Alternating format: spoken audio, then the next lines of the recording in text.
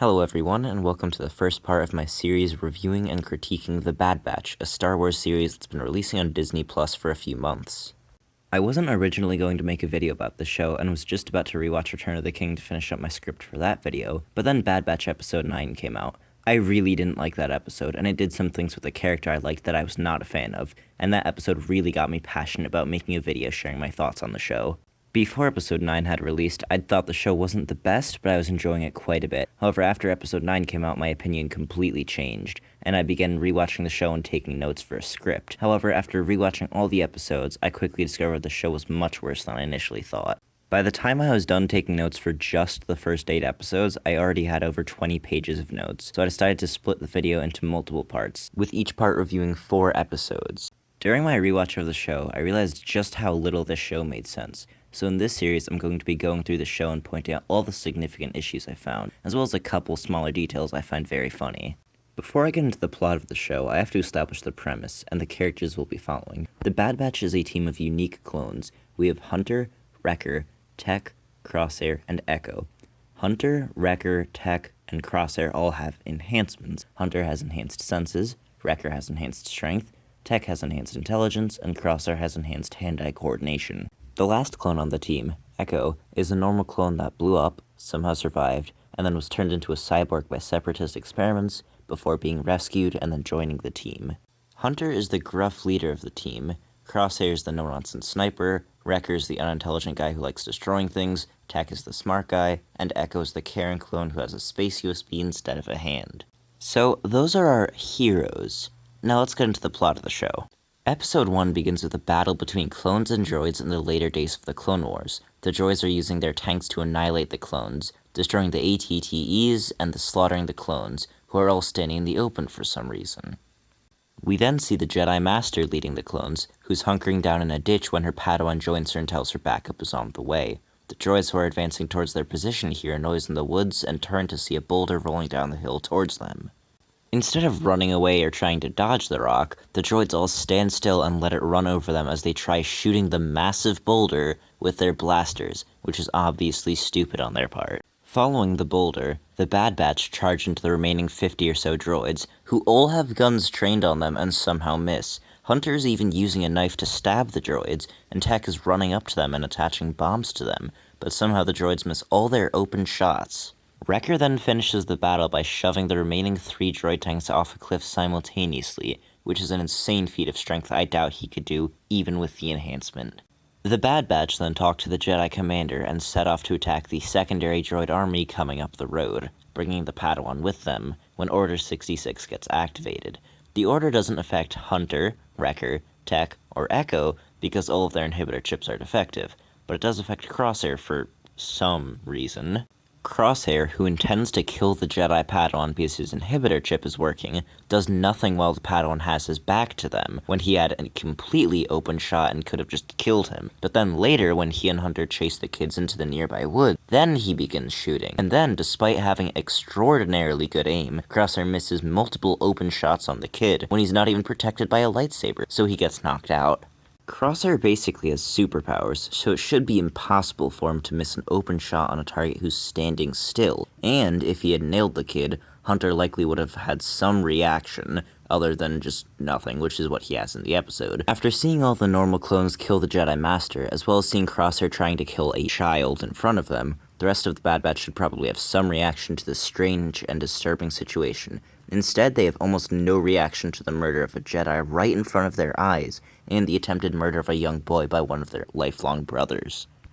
The team then heads back to Kamino, where they begin getting suspicious of the normal clones. We finally get a reaction to Order 66 from Hunter, but it's just a look of discomfort instead of extreme suspicion of all the clones. While the team is walking back to their barracks, Hunter says the normal clones are acting a little bit strange, so Tech decides to test that by walking in front of a couple normal clones and asking which division they're from. The clones shoulder him off to the side as they tell him to move on, prompting Tech to say they seem the same to him. This is an incredibly bizarre thing to say, because Tech just saw a bunch of normal clones gun down their Jedi Commander, and saw the corpse of another Jedi upon arriving to Kamino. Something is clearly very wrong with the clones, so acting like they're all acting normal is absurd.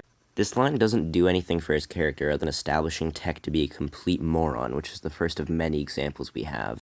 When they arrive back at their barracks, the Bad Batch discuss the mission, with Crosshair saying they didn't complete it because Hunter let the Padawan go, prompting Hunter to say he doesn't consider executing their commanders to be part of their mission. He questions Crosshair's new adherence to orders, but that's it for the team's reaction to Crosshair's attempted murder of a child. This is just so baffling because the rest of the team should know that this is unusual for Crosshair, but they bring it up here and then not again until much, much later in the episode. They get summoned to a meeting with all the clones in the city where they see Palpatine's speech from Revenge of the Sith. After the meeting, Tarkin arrives on Kamino to assess the clones' fighting capabilities. We return to the Bad Batch to see them eating in the cafeteria, where a little girl named Omega sits down with them. Some clones walk by and say another loser joined the Sad Batch, which is wonderful, very mature dialogue by the way, prompting Omega to throw her metal tray of food at one of their heads, telling him to apologize to her friends. A food fight then breaks out where the Bad Batch begin fighting all the normal clones, swinging these huge metal plates at their heads. Are they actually trying to kill the normal clones over the lamest insult of all time? Really? Echo gets knocked out in the fight, and then wakes up the infirmary, where he freaks out upon seeing all the medical equipment. This is actually really good and consistent with his character, because he was experimented on by the Separatists. However, Omega is there and helps him calm down, and then the rest of the Bad Batch walk into the room. They get summoned by Tarkin, because he saw the cafeteria fight, and was for some reason impressed by their fighting abilities. How does fighting other clones in a cafeteria with food compare to fighting enemy soldiers on a battlefield when you have guns? The Bad Batch then arrives in the training facility, where Tarkin assesses their fighting capabilities. In the first simulation, Wrecker charges into the open and gets surrounded by 8 droids, yet is miraculously not hit a single time, which results in them winning the first simulation. Not only does this win the simulation, but seeing Wrecker's godlike plot armor impresses Tarkin, prompting him to test the clones with a live fire simulation. I don't know how he's impressed by this, considering how Wrecker survived through plot armor and nothing was logical or reasonable about that situation. So returning to this live fire simulation, this seems very odd on Tarkin's part. The Bad Batch all have training equipment which will do nothing against actual droids with live rounds, so I don't know what he expects. I doubt normal soldiers could defeat a dozen of these droids with training weapons, so I don't see the point of this exercise. We see that the live fire simulation involves prototype Dark Troopers, meaning Dark Troopers were in development before even the original trilogy, but were mysteriously never used. Why? Even if they aren't yet immune to live fire, the droids are still incredibly effective, so why didn't the Empire use them? Upon seeing 2 Dark Troopers lifted up into the training facility, Wrecker decides to charge them. If you remember, Wrecker is so strong that he's able to shove 3 tanks off a cliff simultaneously, and yet his charge is stopped by one of these droids, which just grabs him. How are these droids so strong, and if they are so strong, why were they not used during the Clone Wars or by the Empire? So after stopping his charge, the droid shoves Wrecker back, and the other droid shoots him in the chest at point-blank range, which somehow doesn't kill him. Despite Wrecker being completely in the open, the droids don't shoot him again, when they could just kill him, and that's what they're programmed to do. Throughout this entire fight, the droids have open shots on the Bad Batch and either miss every single shot or don't shoot at all. There's this one hilarious instance in which the Bad Batch are getting shot from one direction, but then droids appear behind them, so they expose themselves to the guys just shooting at them, and they don't get shot at all despite being completely open, which is laughably stupid. Wrecker is then somehow able to pin down one of these droids, and not only is it incapable of getting him off of it, but the droid standing right next to it doesn't shoot Wrecker. So if you recall, these droids are incredibly strong, so Wrecker shouldn't be able to pin one down. And the droid standing right next to him had an open shot, and it just doesn't shoot? Why? These droids are simultaneously meant to be terrifying threats that could kill our heroes, and yet they're also completely useless in a fight, which are completely contradictory. Tech then hacks into the droid Wrecker pinned down, and instead of controlling it from a safe distance where he can't be shot, he decides to piggyback right onto his shoulders and make himself incredibly exposed, as he charges right into all the other droids. The other droids either don't shoot at all at this completely exposed clone piggybacking their friend, or they miss every single shot. Again, how are these droids meant to be threatening? So then, Crosshair ends the fight by telling Wrecker to throw a knife into the air, which he then manages to shoot in the exact way so that it stabs right into the droid's head. I feel like this shot is impossible, because there should be no way to predict where Wrecker throws the knife, how hard he throws it, how quickly it rotates, the exact angle the laser hits the knife, and then once more, how quickly the knife rotates after being hit midair, and at what angle it is. as well as the movement of the droid and if it attempts to dodge or if it just takes a step off to the side. After the simulation, Tarkin comments on the effectiveness of the enhanced clones and asks how many there are. Apparently there are only 5 of these literal superheroes. Why in the world will the Kaminoans not mass-produce enhanced clones? They are incredibly effective in combat scenarios. If the argument is that enhanced clones are difficult to control, it is established later in this episode that the Kaminoans can easily make them easier to control with a very simple procedure. These guys are super soldiers. There's no way anyone would pass on the opportunity to make more of them.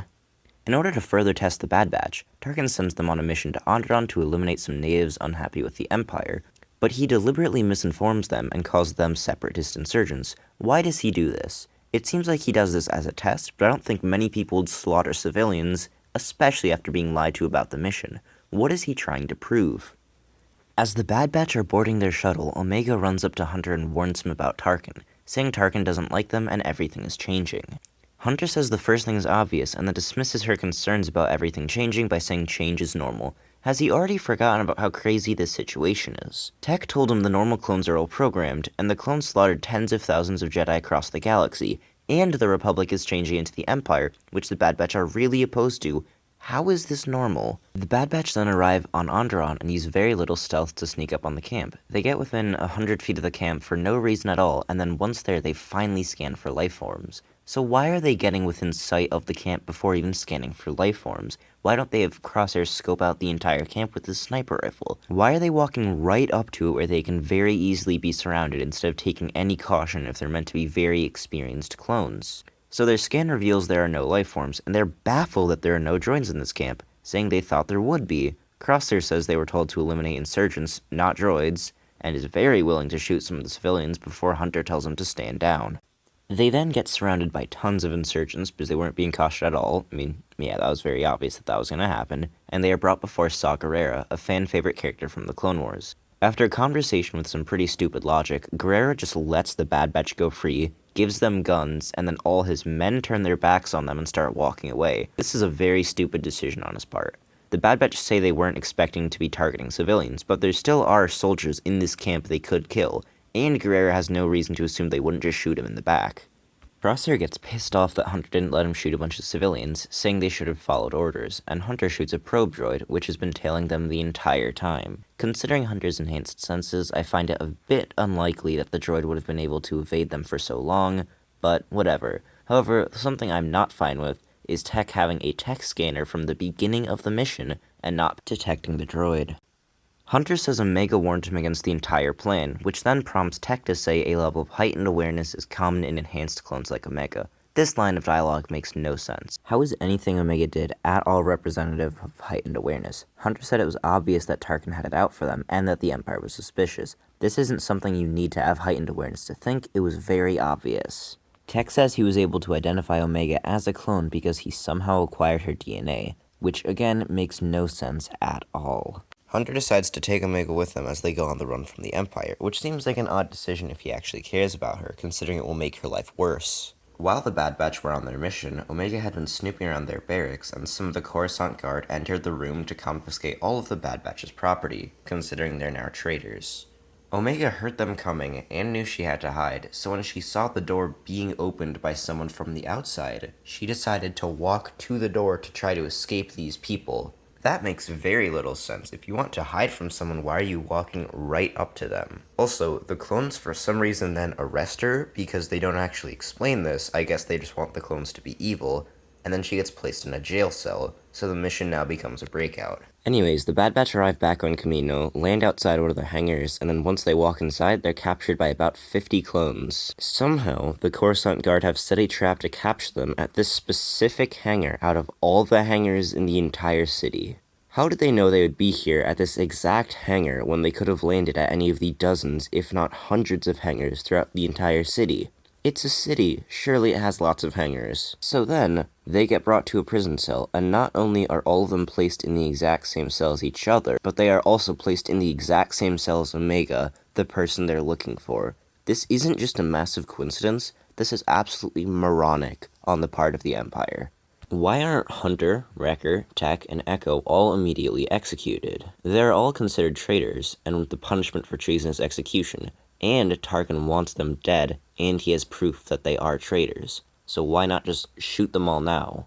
It's also incredibly stupid that the Bad Batch are all placed in the exact same cell, because this allows them to easily collaborate on an escape plan, and if any guards have to use force to extract one prisoner, they have to deal with another 4. There's no reason ADODE to place all of the Bad Batch in the exact same cell, but there's somehow even less of a reason to place them in the same cell as Omega. There's no way there aren't more prisons and jail cells in the entire city. However, Omega being in the same cell as the Bad Batch is absurdly lucky, considering it is what allows the Bad Batch to escape, and out of all the people in the entire cloning facility to look for, they happen to be looking for the exact same person who happened to get arrested and placed in the same jail cell as them. While they're all in the cell, Crosshair is taken away by the Empire because he demonstrated loyalty to them, and Tarkin asks if there's any way to enhance the effect of the inhibitor chip, which there is. So Tarkin has them basically brainwash Crosshair in order to become a super soldier on his team. Considering how effective the rest of the Bad Batch are, he should also ask the Kaminoans to perform this same surgery on the rest of them.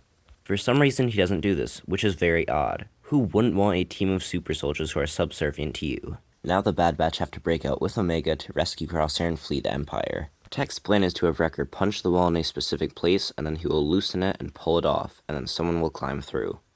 Once the person is through, they will then climb into the ventilation system above the control room, which seems like a massive risk. Why would you have something connecting to the wall of the jail cell also connect up to the control room? But then they will fall into the control room and disable the doors to the cell. The absolutely insane part about this plan is that the cell has a transparent wall facing the control room, and there are 2 guards who can see everything happening and stop them. However, these guards are some of the dumbest guards I have ever seen. Wrecker yells out very loudly that he's going to punch his way out of the prison, and then the guards only glance over. Then, everyone gets up and blocks the view of the guards, and then Wrecker very loudly punches the wall 2 times. Again, the guards only glance over. Then, Tech very loudly peels the metal off the wall, and then Omega disappears into the pipe. Again, the guards have no response. This is absolutely insane. As soon as Wrecker yells out that he's going to punch his way out of the prison, the guards should be on alert. And then as soon as everyone blocks their view and the wall starts getting punched, they should take out their guns and tell everyone to back away from the wall. Omega climbing into the pipe causes an issue because a prisoner has just disappeared from the cell, and you know what the reaction of the guards is? They ask where Omega is, and when Hunter says, "You tell me," instead of opening the cell and stunning everyone, they just get a little bit annoyed and repeat their question. After an absurdly long time, they finally think of pointing their guns at the prisoners, but they do so while the shield is still up, meaning if they just shot the prisoners, they would hit the shield and do absolutely nothing. Great job, guys. So because they took so long to actually do anything, Omega is able to punch the pipe until it collapses on the guards. She then frees the Bad Batch, and they all run out of the jail cell. If these guards had more than one brain cell shared between the 2 of them, the Bad Batch would have never escaped, and this show would have never happened. Somehow no alarms are triggered when a wall of the prison cell was torn off, or when a pipe collapsed in the control room, which is very lucky. After breaking out, the Bad Batch head to the exact same hangar they arrived in, and not only is their ship still there and functional, but all their gear is lying there waiting for them. How did they know the ship and the gear are in this exact hangar? Omega overheard some clones saying they will take the possessions of the Bad Batch to a hangar, but this is an entire city, so surely that could have meant any of dozens of multiple hangars close by. Why are the possessions and gear even being moved to a hangar? Shouldn't they be brought to some secure room where they can be held for storage? It's also incredible that the ship is still here and functional. The Empire moved the ship inside the hangar but then didn't disable it in any way to prevent anyone from escaping.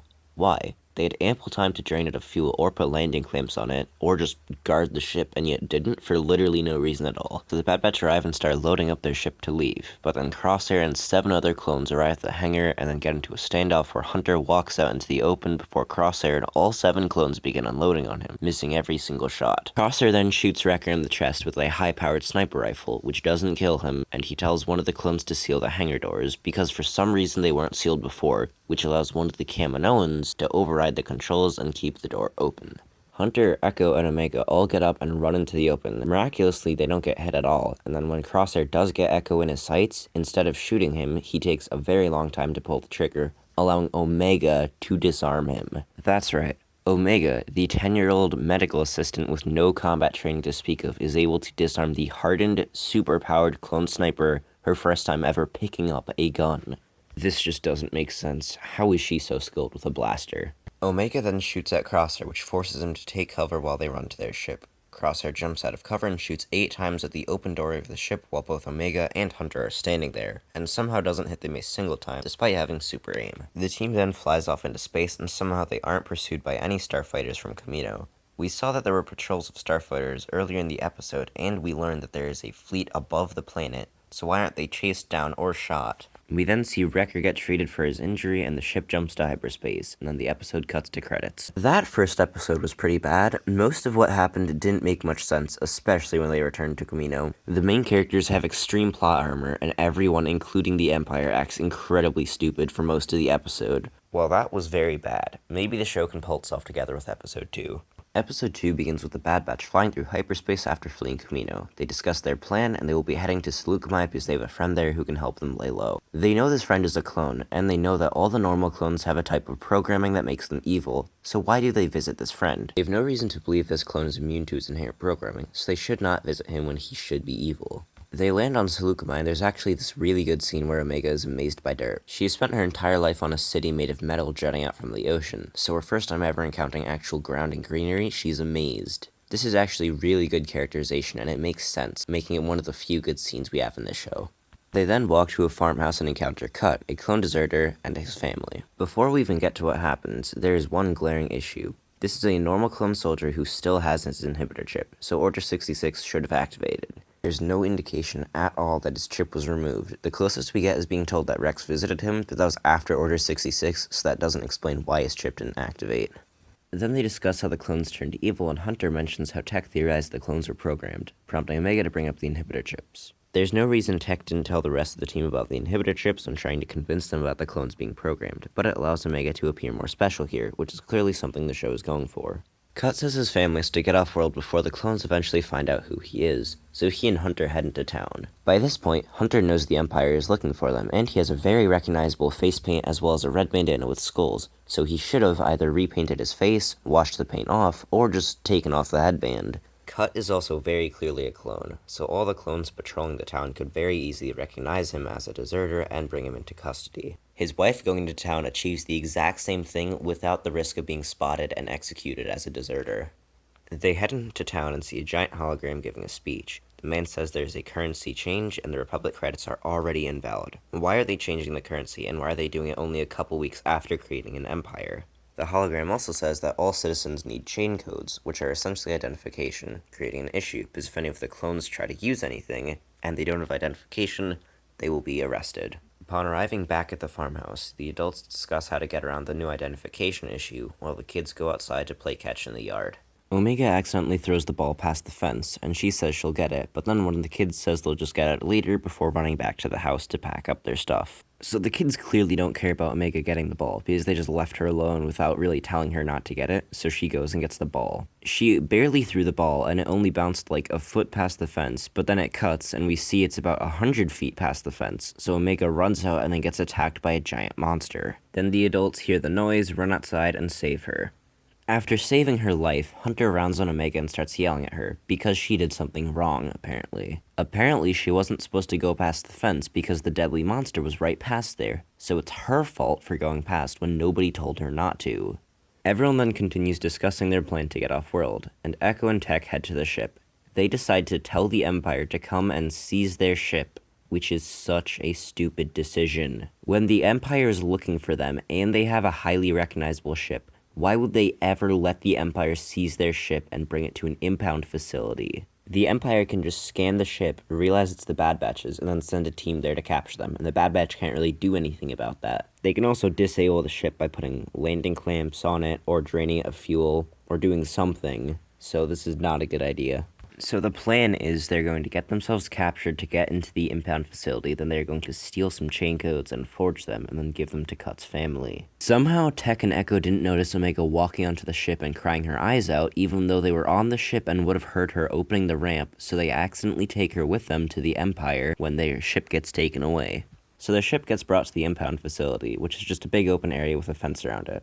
After the ship is brought in, landing clamps are placed on it which prevent the ship from flying away. This is one of the reasons they shouldn't have brought it here in the first place, because removing these will probably be lengthy and difficult, and there's guards everywhere. So then some normal clone soldiers, not engineers for some reason, walk over to the shuttle and check it out. They don't scan the ship's signature for literally no reason at all, and then they walk away. That is very lucky, because if they had just scanned the ship's signature, the entire plane would have been screwed and the Empire would have known the Bad Batch are here. Before the team enacts their plan, let's go over what it is, because it has a number of issues. So Echo and Tech will be stealing chain codes for Cut, his family, and Omega, because Hunter wants her to go with them. Already there's a big issue. Why aren't they also forging chain codes for the Bad Batch? Any infiltration missions will be way more difficult without these. What could be the downside of grabbing some more chain codes to be forged for the team? If the argument is that they don't have the time to forge them, they can just grab the chain codes now and then forge them later once they have time. There's no reason at all not to do this, because this would allow them to use public services and infiltrate Imperial planets with way more safety. So Echo runs off the ship into the open through this facility in order to get to a small terminal where the chain codes are kept. He steals the codes they need for the plan and then gets back to the ship, again running through the open. He doesn't get spotted either time, despite there being tons of guards walking around the facility. Hunter, Wrecker, and Cut's family then enter the spaceport and use their comms to talk to Tech, who says he will be able to deliver the chain codes momentarily. But just before he's able to run out of the impound facility and into the spaceport, a random alert goes off and 20 clones walk in front of the entrance to the facility. This alert is completely unrelated to the Bad Batch, so this is a massive coincidence. Then, Echo has a very interesting line of dialogue, which is, if we get tied up in a blaster fight, they're going to lock down the whole port. This is an intelligent assumption on his part, so it has no place in the show, but I just want you guys to keep this in mind for later. Echo then turns around to grab the chain codes, and then realizes Omega grabbed them. I have no idea why she did this. Hunter, Wrecker, and Cut's family move into line to get into the shuttle, and the clones stationed at the port begin asking everyone to have their chain codes out. At this point, they don't have their chain codes, so if they are asked for them, they will be dragged off and Cut will be identified as a deserter, resulting in his execution or at the very least imprisonment. Luckily, they never get asked for their chain codes until Omega finally gets there later. Returning to Tech and Echo, we see that Echo has plugged his droid arm into one of the locking clamps on the ship to try and unlock it, but for some reason it's not working. So one of the clone guards sees him and asks what he's doing. The clone patches into his comms and begins to say they have a situation before Tech stuns him, prompting all the other clones who heard this to rush over. There is a massive issue here. We see that Tech is standing behind the clone, and we didn't see him come down the ramp for a good 5 or so seconds at the very least before shooting the clone, which means he must have been standing there for at least 5 seconds with a gun and he didn't shoot the clone. He had a gun, and the clone had his back turned to Tech, but Tech decided to wait a few seconds to allow the clone to patch into comms and alert literally everyone else of their presence before shooting him. This is very stupid on his part. As soon as he was outside, he should have shot the clone. Except he didn't actually have to be outside. He was inside the ship, which has an open doorway from which he could have shot the clone, but he decided to walk outside and do nothing for a few seconds before shooting the clone, causing the entire third act of this episode. So a ton of clones start pouring into the compound to check the situation out, and Omega, seeing this, runs out of the compound and runs out into the open because she thinks they've all passed her. She bumps into Wrecker, who sends her on her way, so she jumps over a barrier. Just after she does so, 3 more clones run into the compound, and considering how they were facing Omega, it's impossible that they didn't see her. They would have seen this person running away from the blaster fight and ran after to capture her, which would have changed the entire episode, as Cut and his family wouldn't have gotten the chain codes Omega had, so they couldn't have escaped. So the 3 clones walk up to Wrecker, who's able to take them all out by hitting their heads together. Immediately after he does this, about 20 clones round the corner to enter the facility, and all of them begin shooting at him. He's standing completely in the open, and of course, they miss every single shot. Some of the clones in the compound alert the clones on the spaceport that some of the locals with blasters got past the barrier, so a ton of clones run away from the spaceport and into the compound. At this point, a full-on blaster fight has broken out, so shutting down the spaceport until it's over would be a very smart move because all the guards are running off to deal with the blaster fight, leaving the spaceport undefended. This is exactly the situation Echo was talking about earlier, where if a blaster fight breaks out, they will shut down the spaceport. But he's wrong, because this show is bad. Cut is starting to get nervous because Omega hasn't arrived with the chain codes yet, but luckily they still haven't been asked for identification. Omega eventually arrives, and Hunter tells her to go with Cut because he can give her the life she deserves, and she gets very emotional about leaving the Bad Batch despite knowing them for probably a day, which strikes me as very strange. Cut and his family reach the front of the line to the shuttle, where 2 clones look them over while another scans their chain codes. Somehow the 2 clones looking at him and his family don't notice that Cut is a clone, which is absurd because he obviously is one. We then see that Wrecker and Tech are fighting off only 5 or 6 clones as opposed to the 20 or 30 we saw earlier. Apparently Echo has been plugged into the locking clamps the entire time, and for some reason has made no progress at all, which is very odd. Wrecker then picks up the box he was using for cover and lifts it above his head, exposing himself completely to blaster fire, and he doesn't get hit at all before he throws it at the clones. Hunter then enters the compound and takes out 4 clones before another 5 enter the compound behind him and begin shooting at him while he stands in the open. He's somehow able to run about 30 feet while completely in the open without getting hit by any of the clones unloading on him. Hunter takes cover behind a box that leaves his head and upper torso exposed, and despite all the clones shooting at them, he doesn't get hit a single time. I'm sensing a pattern here. Then, Hunter, Tech, Wrecker, and Echo all get up and walk over to the ramp that gives access to the ship while the clones are shooting at them, and they never get hit once despite standing in the open. Wrecker doesn't enter the ship and continues to stand in the open because Omega isn't back and he's looking for her, and once again, all the clones shooting at him miss. This is insane. Omega then appears and yells, "Wait for me," because she ran away from Cut and Sue and they did absolutely nothing to stop her. So Omega runs over to the Bad Batch and runs right into a clone she could see, prompting Hunter to jump out of the ship into the open once again to kill the clone trooper holding her and bring her back to the ship. While he's getting Omega back to the ship, multiple clones decide to run up to him with their guns as opposed to staying at a distance and shooting him, because that's what skilled soldiers are meant to do. We cut back to Cut and his family, who are boarding the shuttle, and just as he's about to board the shuttle, one of the clones guarding it looks directly at his face and somehow doesn't recognize him as a clone. He even says, "You look like," before being cut off. If he thought this was a clone deserter, or just a clone, he should have captured him or at least asked him what he was doing. But apparently he doesn't think he's a clone and tells him to move on. So the Bad Batch have gotten Omega to the shuttle, and after she walks up the ramp, both Hunter and Wrecker continue standing in the open to gun down clones for literally no reason at all, and they don't get hit. Seriously, why do they keep shooting the clones? They are putting themselves and their team at more risk just to get some more kills? Are they psychopaths? Hunter tells Omega she can stay with them, and that's the end of the episode. They've done it again, another really bad episode. This one had some crazy plot armor and a bunch of really stupid characters. Episode 3 begins with the Bad Batch flying through hyperspace after fleeing Seleucumai. We see the ship is trailing smoke and part of the engine appears to be on fire, which is massive damage to the ship. And I want to ask what caused this type of damage. In the previous episode, the ship was impounded and had landing clamps placed on it, but nothing was done to its engine, so I don't know why it's smoking. The blasters shot at the ship surely couldn't have done any damage to it because ships have shields and thick metal plates that can just stop blasters. It's safe to assume the shields weren't on, but the thick metal plates all around the ship would protect it from any damage, and the engines were facing the other way for the majority of the gunfight, so unless the 2 shots that hit the engine damaged it, I have no idea what's happening. The power is randomly shutting off and the engine is on fire, and yet for some reason they can't drop out of hyperspace to make repairs. The damage to the ship at this point is very severe and they could very likely die, so making repairs is something they have to do.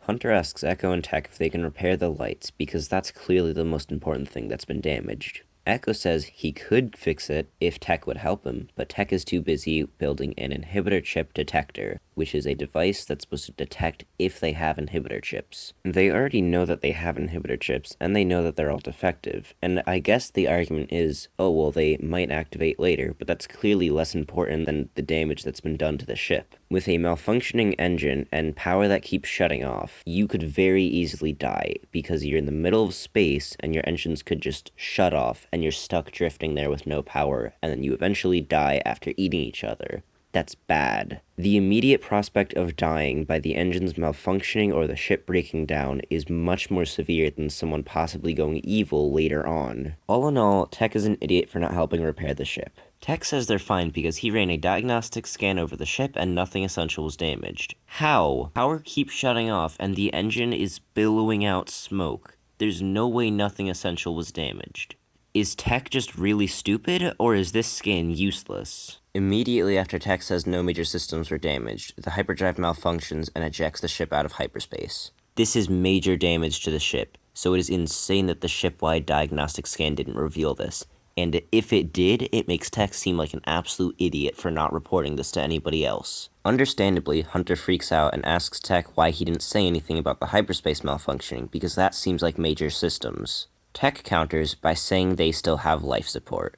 Okay, so he is an absolute idiot. Does he seriously think life support is more important than the engines and hyperdrive while in space? Does he think life support is so important that literally nothing else, including movement, is important?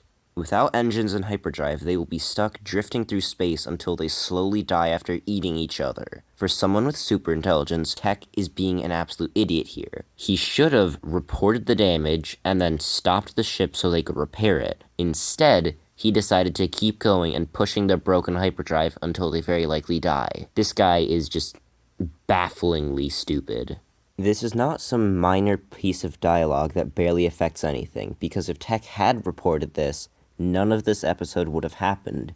They wouldn't have gotten randomly ejected from hyperdrive, and they would still be flying through space after repairing it. Before I explain where they have been ejected after randomly exiting hyperspace, I need to reiterate just how big space is. Space is absolutely enormous, and 99.9999999% of it is going to be nothing, and you're probably going to end up light years away from the nearest moon or planet if you get randomly ejected from space. However, in this episode, they get ejected literally right next to a moon. That is a galactic coincidence, and there's nothing the heroes did to ensure this would have happened. So this is insane luck to save their lives. When our characters are surviving through sheer astronomical luck, it starts to strain the story over and over and over, and when it happens multiple times every episode, your story isn't very good. So the Bad Batch fly to the moon, and they very violently crash, slamming the bottom of the ship into the ground with a ton of force, which very likely caused even more damage to the ship that they now have to repair. During the landing, a wrench falls off a shelf and hits Wrecker in the head.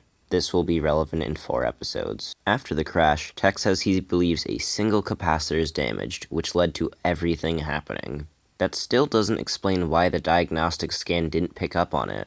The diagnostic scan not picking up on the capacitor being damaged caused the entire episode, and there's nothing to explain why that happened, considering the capacitor is a very important part of the ship. He says all they have to do to repair the ship is to replace the broken capacitor with a functional one, which doesn't make sense. One of the engines was on fire and the hyperdrive severely malfunctioned, so both of those have to get repaired before the ship is functional again.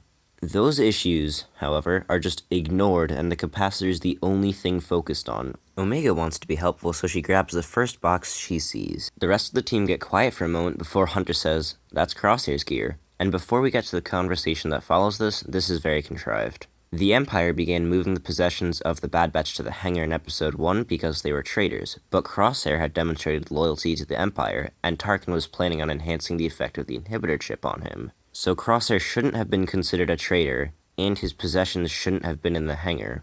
They should have been kept in the barracks, so why was his stuff moved there? When the Bad Batch were grabbing things to go onto the ship, they barely got anything on before Crosshair arrived to kill them, so they would have most likely gotten the essential supplies like rations and fuel on board before personal possessions. Despite the contrived way we got here, Omega picking up Crosshair's stuff actually gives us a somewhat interesting conversation. They say they miss him, and it's very basic dialogue, which doesn't flesh out the characters at all, but it's better than nothing. We then cut back to Tarkin, and he's talking with some random lieutenant about how they want to use normal soldiers in place of clones. This lieutenant thinks normal soldiers are better than clones because they are more loyal and more skilled. There's no way these soldiers are more effective than the clones, who were engineered since birth to be good soldiers, or more loyal because the clones have inhibitor chips in their heads that make them subservient to the Empire. Returning to the Bad Batch, Tech and Echo are now outside the ship and are working on the damaged capacitor to remove it and replace it with a new one. They have breathing masks because the very atmosphere there is poisonous, which doesn't really make sense to me because their ship doesn't have an airlock on the main door, so when they opened it, all that gas should have gone inside the ship.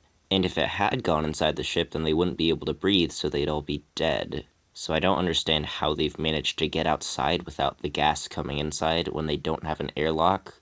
Also, it's a spaceship, so they should definitely have an airlock. So Echo and Tech remove the damaged capacitor, and we see that despite being the most important component of the ship, or at least one of the most important components of the ship, it's able to be accessed by taking a single metal plate off the side, and it's right there.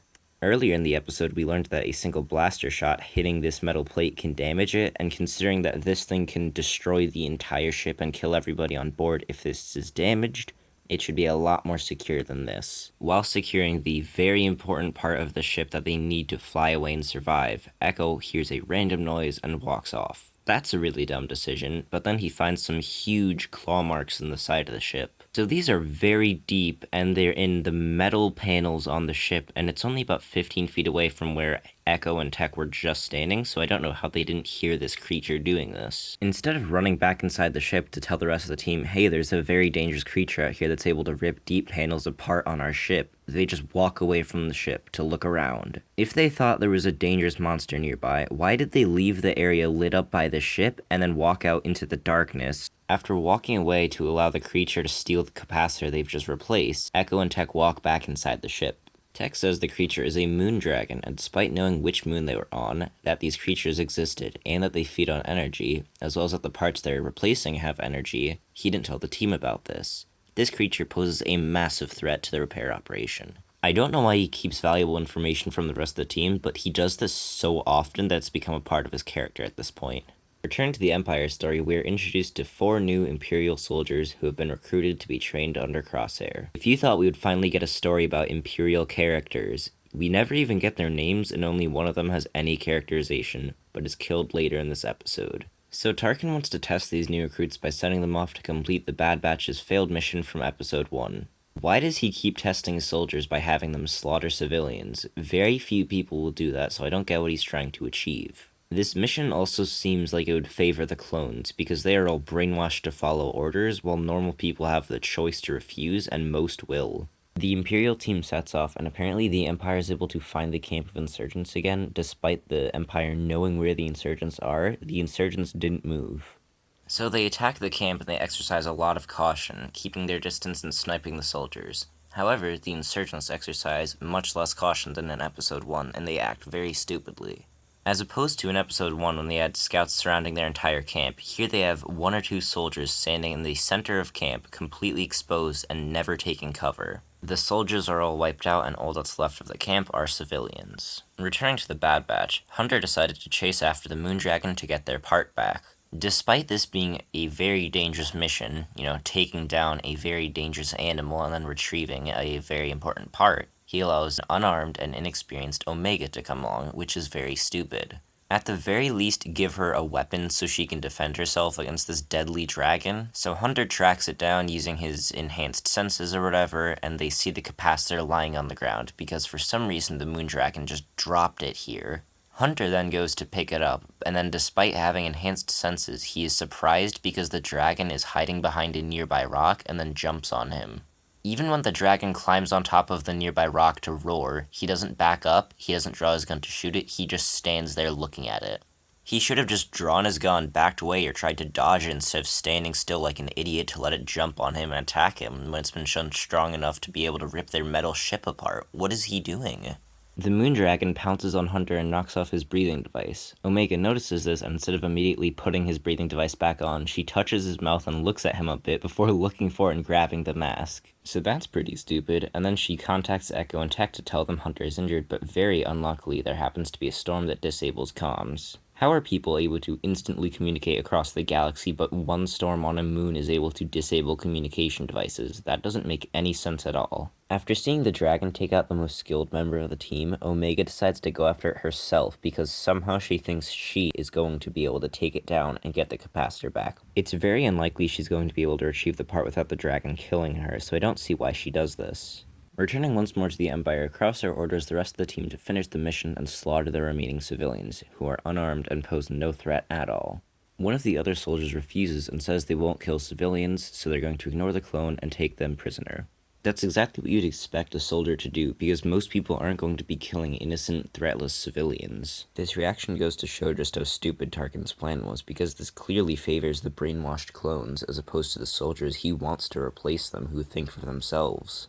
As a result of the soldier disobeying his order, Crosshair very slowly and very obviously pulls out his pistol and shoots the soldier while he does nothing to stop him, and then proceeds to threaten the other soldiers into killing the civilians. So this mission was a complete failure in the attempt to make normal soldiers look as efficient, if not more so, than normal clones, because the only reason the mission was even completed is because a brainwashed clone, the one who's about to get replaced, told them to do it. Returning back to Omega, we see she's in this underground tunnel and is looking for the Moondragon, which she finds by going in a straight line and then looking down a side tunnel and seeing it right there. Apparently, ships frequently crash into this moon, and the pieces this Moondragon steals somehow still have power, and it feeds on power, so that works. If it already has tons of food in its lair, why did it leave its lair in order to steal the capacitor and feed off of its energy?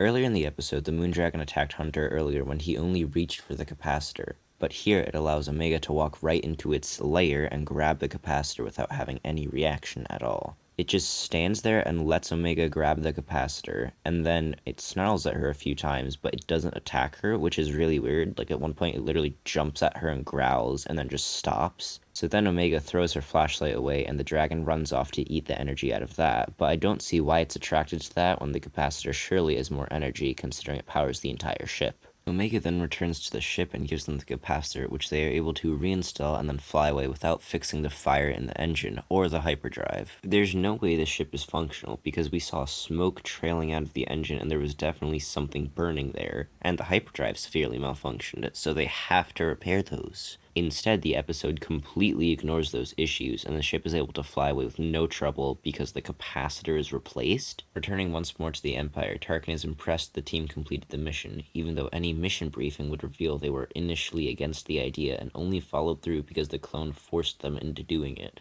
Even if there was no briefing, which would be very dumb, surely the Empire would have sent a probe droid to monitor the mission like they did with the Bad Batch in Episode 1. They want to observe how effective these soldiers are, so actually watching them on their missions is very intelligent. If the Empire had any brain cells, they would discover the only reason the mission was completed is because a clone forced the humans to complete it, which if anything proves that clones are more effective than humans. We then see the Kaminoan Prime Minister talking with another Kaminoan about how the Empire is trying to decommission clones, so they have to enact their contingency plan. This plan entails making an enhanced clone that is so good the Empire can't refuse them. If this was their plan, why haven't they been trying to get the Bad Batch back or making more of them? They had the Bad Batch captive in Episode 1, so they could have just stunned them all and put them into electrotherapy in order to make them obedient to the Empire, and then they could use them as sort of a sample and tell the Empire they can make more, because they can. That seems like it would have solved every single problem the Kaminoans were facing, but they didn't choose to do so because they're dumb. And that's the last scene of the episode. That was very bad, with most of the plot being driven by extreme coincidences and characters acting very stupidly. The Bad Batch's plotline makes very little sense because the damage they sustained last episode was very minor, but in this episode it almost kills them, and the Empire plotline also is very weak. I was very excited because I thought we were finally getting a story about Imperial characters where we could see why they joined the Empire, but we don't. We get one line based on that, and then for the rest of the series, these guys are faceless, nameless, and they have no characterization. Episode 4 begins with the Bad Batch discussing their plan of action, which is to travel to an uninhabited planet and lay low for a while to avoid the Empire. This plan seems fine, but they are completely out of food and don't have enough fuel to even reach the planet. I don't know how they've mismanaged their resources this badly, but here we are. Because they're out of resources, they're going to stop at a planet and get them, and they're also allowing Omega to explore, because for some reason that's one of their priorities. Echo hacks into Imperial comms and discovers that their ship's signature is being tracked for, so they have to scramble it. You'd expect that a highly modified attack shuttle such as the Bad Batch's would have a very easy signature to scramble. Considering how many of their missions take them behind enemy lines, being able to scramble their signature to appear like a different ship to scanners would be very intelligent. Instead, we see that they literally have to tear the ship apart and make it completely unusable in order to scramble the signature, which seems ridiculously stupid. They head to the nearby planet of Pantora and land in a docking ring.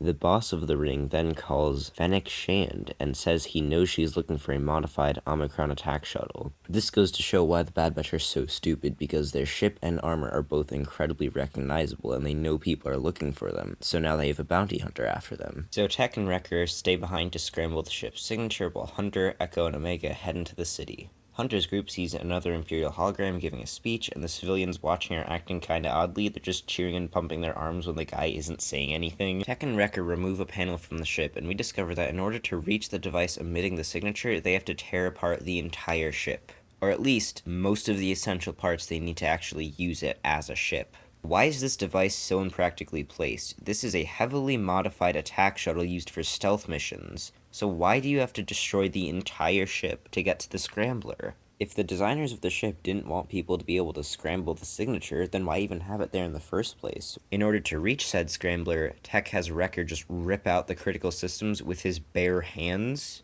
Surely they need to exercise some caution and safety when removing these critical systems, because ripping them out with your hands would definitely break them beyond repair. They've just destroyed their entire ship because they can't be bothered to carefully take out the critical systems that allow them to use the ship. Hunter needs money to get the supplies they came here for, which are food and fuel, so he talks with some merchant and robs him by selling Echo to him, claiming he's a droid and telling him to leave after the transaction. Now, not only is this a very immoral thing to do, but I doubt the merchant would fall for it considering how human Echo moves and acts. But the merchant does fall for it, and then he gives Hunter a ton of money. I think he says 3,000 credits, which is a lot, so Hunter and Echo have just scammed this guy out of a ton of money. While Hunter and Echo are robbing the merchant, Omega pets a cat thing, which steals her toy, which is another thing she actually stole from this merchant, and then the cat runs away. She follows the cat an insanely far distance, and once she gets her toy back, she realizes she is completely lost and gets very frightened. Someone walks up to her and offers her help, and this person happens to be Fennec Shand, the sniper from Mando and the bounty hunter we saw earlier from this episode.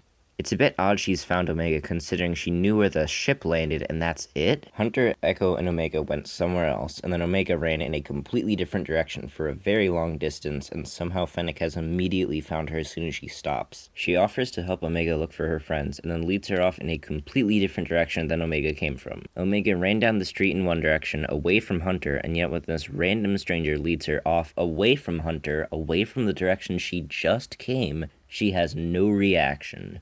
Even if she's young, she doesn't have, the memory of a goldfish. She knows which direction she came from and which direction her friends are. So, she should know the stranger is taking her away from her friends and should just tell her. And once she refuses, because, Fennec wants to kidnap her, then she starts screaming for help. Fennec acts very kindly towards Omega and even robs a food seller incredibly clumsily, but luckily the food seller doesn't notice, and Omega doesn't really get too spooked by this. Hunter eventually catches up to them and tells Omega to step away from Fennec. By this point, Omega should have noticed Fennec was leading her away from her friends, and that Fennec is armed, plus she should trust Hunter more than this random stranger. However, she refuses to walk away from Fennec, and a standoff occurs in which Fennec reaches for her gun while Hunter reaches for his knife because he forgot to bring his gun. I don't know why he didn't bring his gun and just hide it under a cloak or something, but clearly Fennec wins this standoff. So, to save his life, the writers have a random guy walk in front of them as soon as Fennec shoots. So Fennec shoots his cart, and luckily Hunter's life is saved. Fennec doesn't immediately shoot as soon as the guy and his cart get out of the way, which once again is a very stupid decision from a supposedly very skilled bounty hunter. Fennec picks up a huge metal plate and Hunter throws his knife right at it after she picks it up.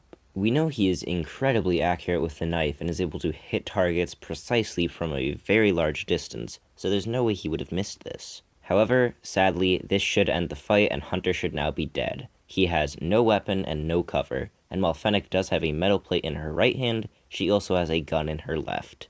So, unfortunately, the incredibly skilled and precise Fennec Shand just shoots Hunter, who is standing in the open. Now let's go to an opposite dimension where nothing makes sense, and instead of just shooting the guy she wants to kill, Fennec decided to do a fancy trick where she throws the plate up in the air, catches the knife, and then tries slashing at Hunter. This allows Hunter to overpower Fennec and almost kill her, but luckily she knocks him out with a headbutt. Okay, so this character is an absolute moron. Fennec is meant to be incredibly skilled, precise, and deadly, and yet instead of shooting the person she wants to kill, she decides to do a fancy knife trick, which leaves herself open, and then cut at him. So Hunter gets knocked out, and we see that there are a few police officers running towards him. So they are only about 20 feet away, running towards him at full speed, and he's just sitting there. And apparently he escapes them, because they obviously would have taken him into custody. Returning to Tech and Wrecker, we see that Wrecker has ripped out tons of essential systems out of the ship and finally exposed the scramblers, so Tech works on it for 1 or 2 seconds, and now they are able to scramble the signature anytime they want from the press of a button from the main console of the ship.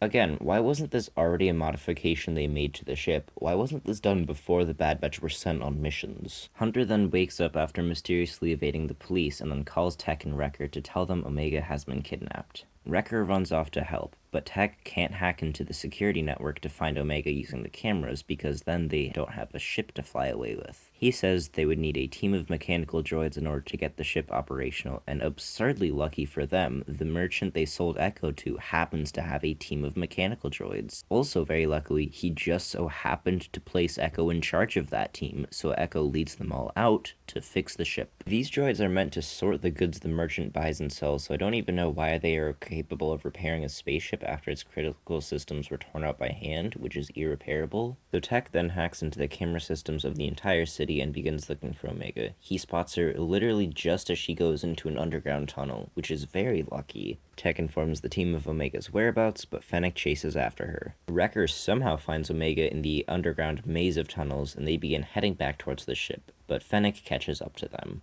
Wrecker tells Omega to go up one of the maintenance ladders to the surface while he fights off Fennec. In this fight, both Wrecker and Fennec have guns, so they should use the guns to shoot each other. Instead, Wrecker charges at Fennec, and instead of just shooting him, Fennec decides, you know what, I'm going to grab the guy charging towards me, turn him into a wall, and have him hit his head really hard. Why is Fennec so stupid? Just shoot him. Don't hit his head when he's clearly wearing a helmet and can clearly take a hit. Turns out the ladder Omega randomly climbed up happens to lead to the top of a very tall spire with a very narrow catwalk around the edges.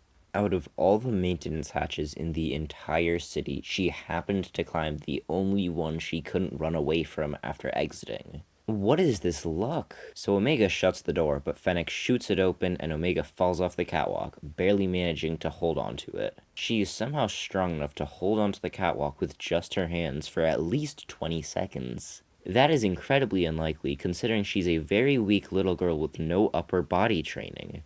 If she had fallen, she would have died after splattering against the ground, so this is not a nitpick. Fennec then tells Omega to drop onto a speeder flying directly below them, and they both land on the small cargo platform in the rear. Hunter steals some random citizen's speeder, which, again, a very immoral thing to do, and then chases after them. Fennec pulls out her gun and starts shooting at him, which is kind of odd because she hasn't been trying to kill them for the entire episode with guns. So then Omega sees this and pulls a lever to move the cargo platform into a very steep angle, kind of like a dump truck, which causes Fennec to fall. She manages to hold onto the edge of the platform with her hands, however, one of the boxes of cargo falls and hits Fennec directly in her face, causing her to fall about 20 feet backwards into a metal speeder.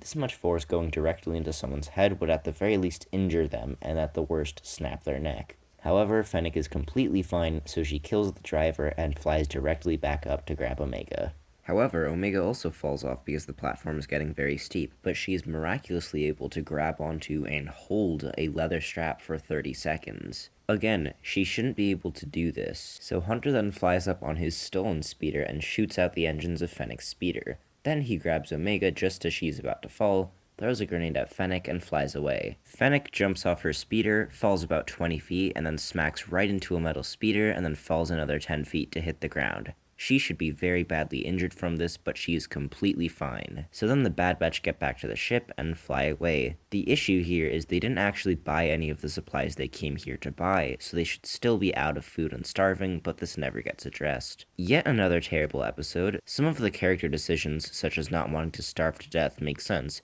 but the action makes no sense at all and is completely broken. Characters who are meant to be intelligent and competent suddenly become morons when action begins. The way characters do what they do and the way the plot progresses is either impossible or incredibly contrived. So that is the end of part 1 in terms of plot breakdown, so now let's review the characters really quickly. Hunter is meant to be the gruff, hardened, and very experienced leader, and yet he's a complete moron who doesn't know how to do anything he should be able to do. He constantly makes bad decisions in the heat of battle and is very slow to react to very obvious threats. Tech is meant to be the hyper-intelligent, no-nonsense guy, and yet he is also a complete moron. He constantly hides incredibly important information from the rest of the team for no reason at all when it's detrimental to their mission. Wrecker and Echo don't really have much character. Wrecker is just a strong, very dumb guy who cares about Omega, and that's basically it.